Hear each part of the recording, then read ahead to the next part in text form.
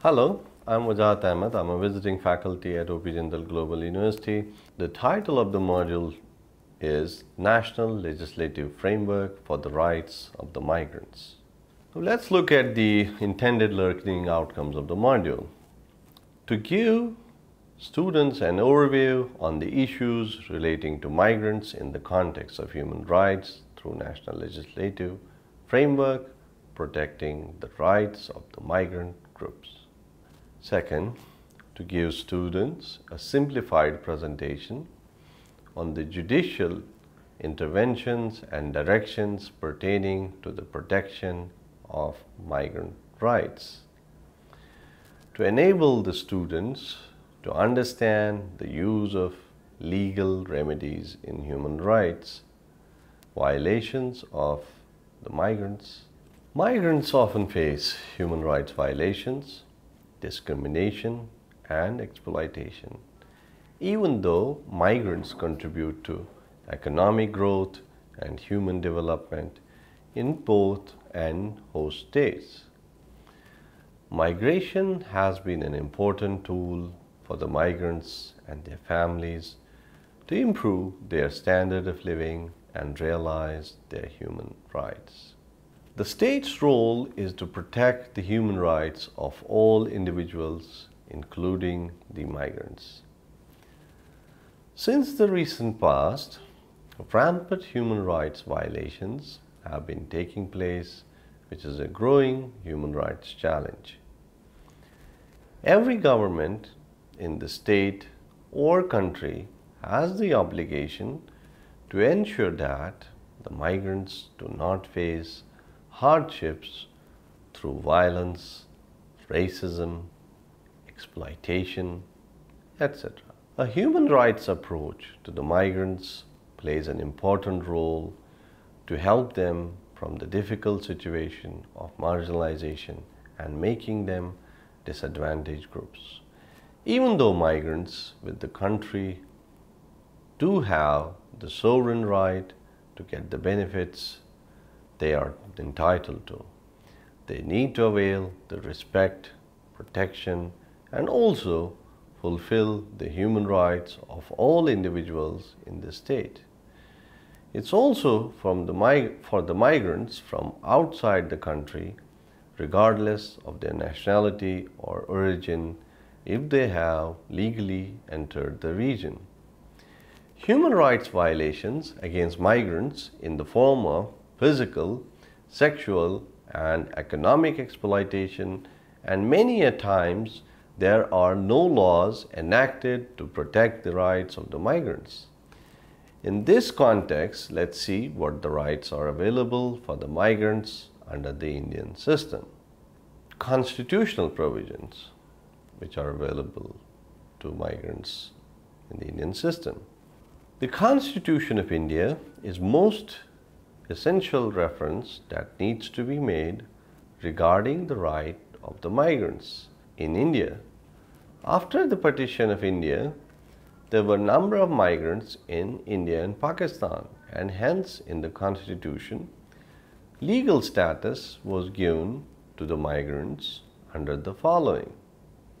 Article 6 provides citizenship rights to migrants from Pakistan, provided either of the person's parents or any of the grandparents were born in India. Article 7. Special provisions made regarding the citizenship rights of persons who migrated to Pakistan but returned to India subsequently. Under the Article 15 of the Constitution, it categorically states that no individual shall be discriminated on the grounds of religion, race, caste, sex, or place of birth, which is applicable to the migrants as well. Article 19(1)(d) and (e) grants citizens to move freely throughout the territory of India and to reside and settle in any part of the territory of India.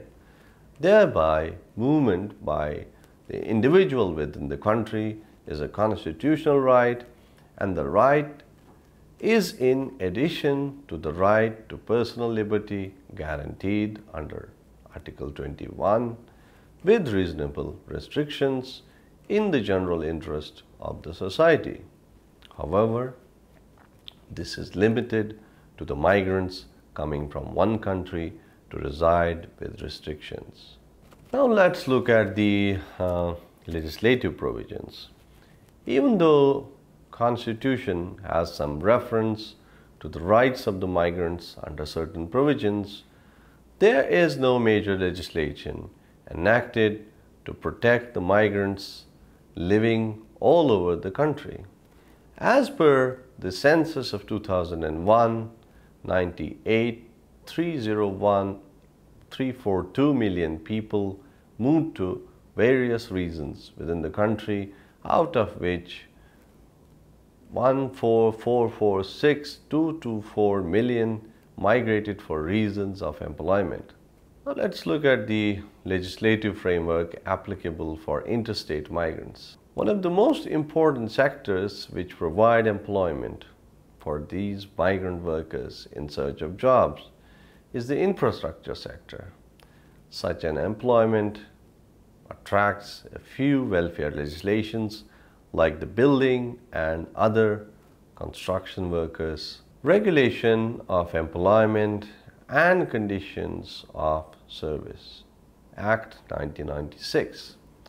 The Contract Labor, meaning Regulation and Abolition, Act 1970, and the Interstate Migrant Workmen, meaning Regulation of Employment and Conditions of Service, Act 1979, which have been enacted for the welfare and benefit of migrant laborers. But the lack of awareness of these workers, accompanied by the absolute disregard about the welfare of these laborers by the authorities of the state, ensure unchecked exploitation of these workers, violating all the legislations. Government of India in 1979 enacted a special legislation for the interstate migrant workers known as Interstate Migrant Workmen, Regulation of Employment and Conditions of Service, Act 1979. Under the law, some of the special provisions and safeguards have been entitled for the interstate migrant workers, apart from other labor legislations, which is common for all or as follows. All recruiting agents recruiting 5 or more persons in a state for the purpose of employing him in any establishment situated in another state are required to obtain a license from the licensing officer of the originating state. Registration of all principal employers, contractors employing migrant laborers. Licensing of contractors. No contractor can recruit any migrant laborers without obtaining license from the appropriate government. Issue of passbook affixed with a passport size photograph of the workman indicating the name and the place of the establishment where the workman is employed.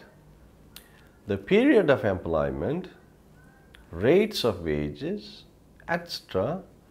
to every interstate migrant workman.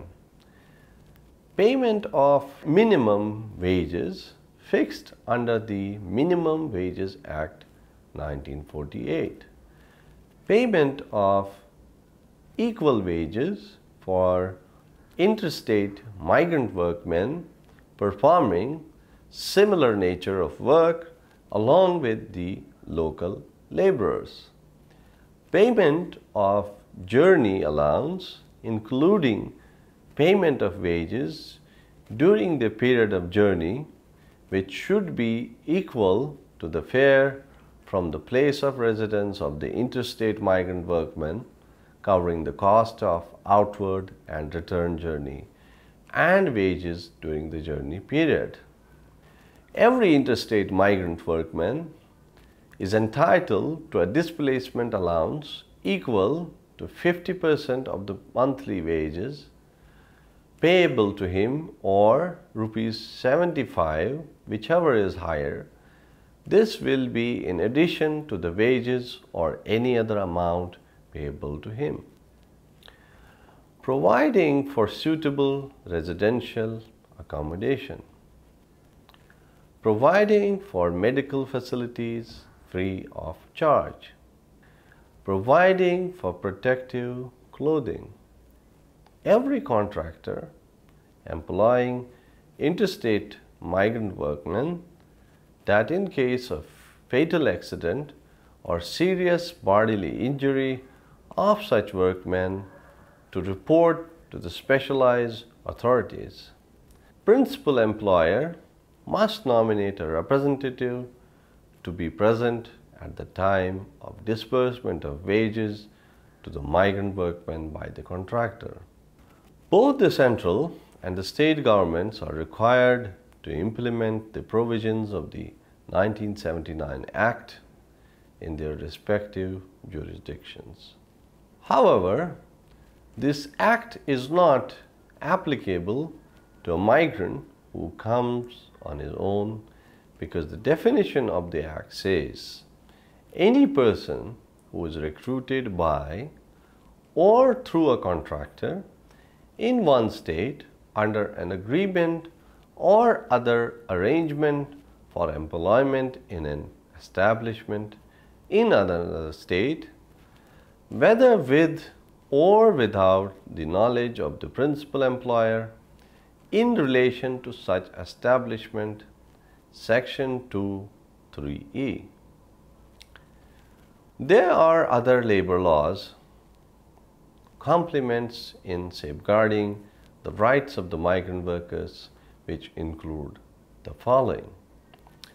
Payment of Wages Act 1936, Minimum Wages Act 1948, Contract Labor, meaning Regulation and Abolition Act 1970, Workmen's Compensation Act 1923, Building and Other, Construction Workers Regulation of Employment and Conditions of Services Act 1996, legislative framework applicable for immigrants.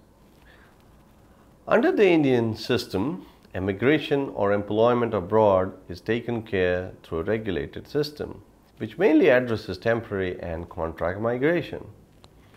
The Immigration Act 1983 is the most important policy instrument that governs the immigrants who are also the citizens of the country, who move to other countries basically for employment purposes. This law seeks to safeguard the interest and ensure the welfare of the immigrants from India.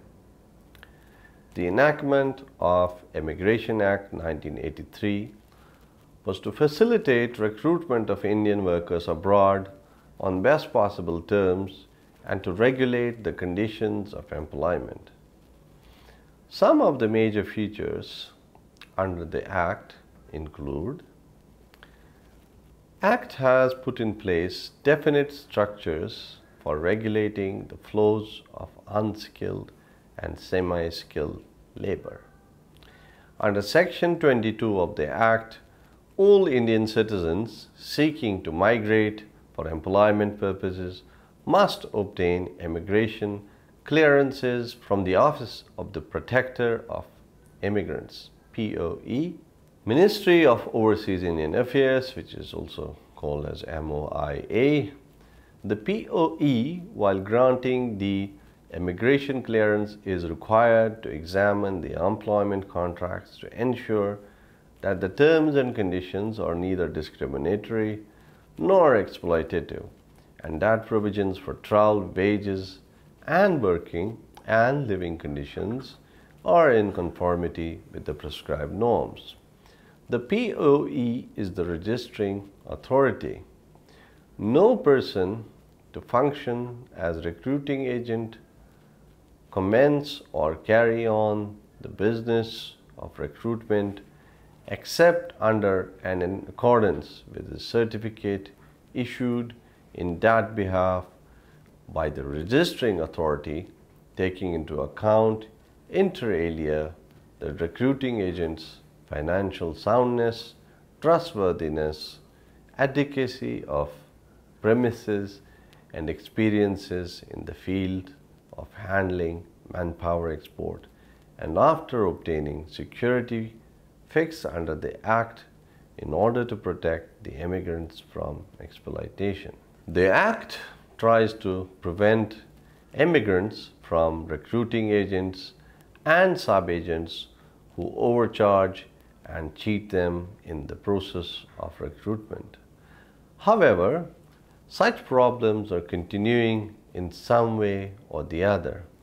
The recruiting agents indulge in visa trading, and often poor migrants who consider migration as the only option for economic upliftment get trapped in such situations.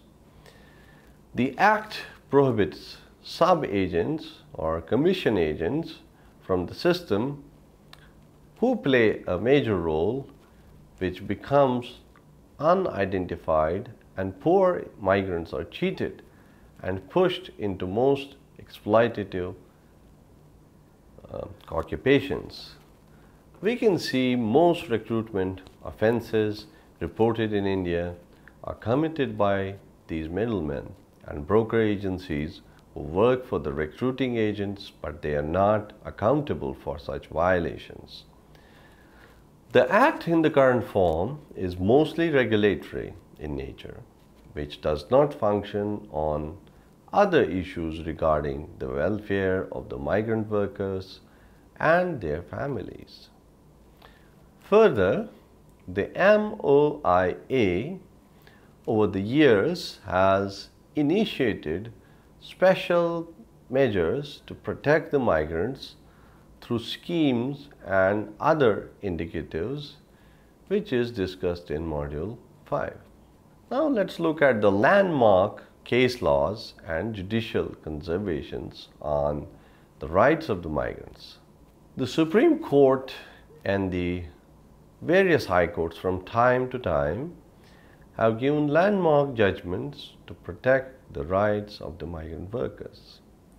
Courts have looked into social welfare of the marginalized and the plight of the poor workers in a number of cases. Some important judgments we need to search on the issue of migrants are mostly referred to migrant workers. Issues were continuous violation of their rights, claims, and entitlements have been taken away, and the courts have intervened to help the migrants to get what they have been deprived of. In the most of the cases, the honorable courts have observed that the state is under constitutional obligation to see that there is no violation of the fundamental right of the workers, majority of whom are migrants belonging to the worker section who have been deprived of minimum wages, better working and living conditions, etc. Exploiting by the employers and contractors. The courts have put the onus on the central and the state governments to ensure the observance of various social welfare and labor laws enacted are implemented for the purpose of securing with the fundamental rights and directive principles of state policy. The poor migrant workers, hardly able to approach the courts for relief on account of poverty, of disability, or socially and economically disadvantaged position, and through public interest litigations and suo motu basis, cases have been brought to the courts. The following cases mentioned below courts issued a number of directions to the concerned authorities and the contractors for the exploitations migrant workers face and gearing up the governmental mechanisms to observe and implement the labor laws meant for the welfare of the migrant workers. Let's summarize now. This module helped to get us an overview on the issues relating to the migrant workers in the context of human rights through national legislative framework protecting the rights of the migrant groups. Even though there are limited interventions made in India in enacted laws for the migrant groups, there have been significant developments in bringing new dimensions in protecting the interests of the migrants. Especially, we looked at the judicial interventions which have given landmark judgments in upholding the rights of the migrant groups. The module also gives a number of legislative solutions for the learners through legal remedies which can be implemented whenever he or she finds human rights violations inflicted on the migrant groups. We are done. Thank you very much.